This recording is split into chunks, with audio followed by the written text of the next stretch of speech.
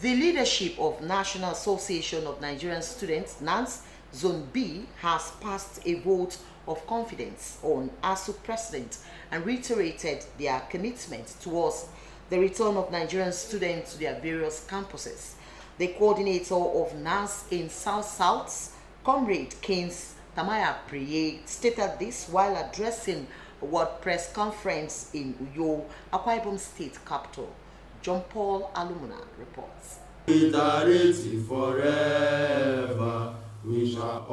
The over 7 months old strike by the Academic Staff Union of Universities necessitated the World Press Conference by the National Association of Nigerian Students, Nans Zone B, calling on Asuu to return back to work while urging the federal government to fulfill all its promises to lecturers to enable academic activities resume fully in the universities. They called on the federal and state governments to place emphasis on proper funding of education in line with UNESCO recommendation of 26% allocation by all developing nations.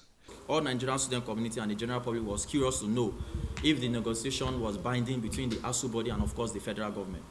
But it was very sad to note that the federal government only used as a tactic to draw the attention of Asuu by taking them to court to call off the strike.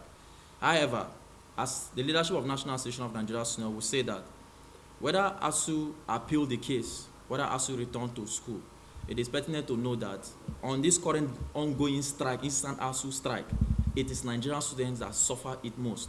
Draw the attention of the federal government to, as a matter of urgency, attend to the federal to take action on the eastern and coastal railway corridors running from Port Harcourt to Maiduguri and Calabar to Lagos respectively, charging the federal government to give our region a standard corridor as obtainable in other parts of the country where railway project has been embarked on. The leadership of Nans in Zone B congratulated the national coordinator, PDP Ward to World Nigeria, Ada Frederick Okore, for all she is doing to engage and empower students during this lingering strike.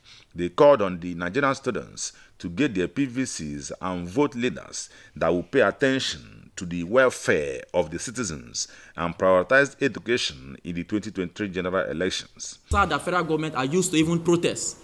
So the only way that we can also educate our members is during the time of electionary process, to educate our members to ensure that we vote people that have the Nigerian student at heart, that had true revitalization cause at heart. At this point, we are at the bridge of no return. We are on the streets and we will continue to be on the streets. We will occupy the streets until we are back to classrooms. If federal government do not shift grounds and Asuu shifts grounds simultaneously to return students back to classroom, we will occupy the streets of this country. If Asuu refuse to call off strike, we will hit the street. What we are trying to say in essence is our school fees are not reversible, our age are not reversible, our house rents are not given back to us. We are the ones suffering. When two elephants fight, it is the grass that suffers. That is, Nigerian students are the ones suffering. No compensations, no plans, no empowerment for us. That is to say, we are suffering. It is important for you to know that when Nigerian students are battling with this strike, Honorable Leonard was busy doing some skill acquisitions, trying to maintain that students don't have idle minds.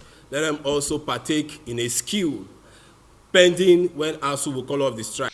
The group has threatened a peaceful demonstration if at the end of next week the federal government and Asuu are yet to come to terms.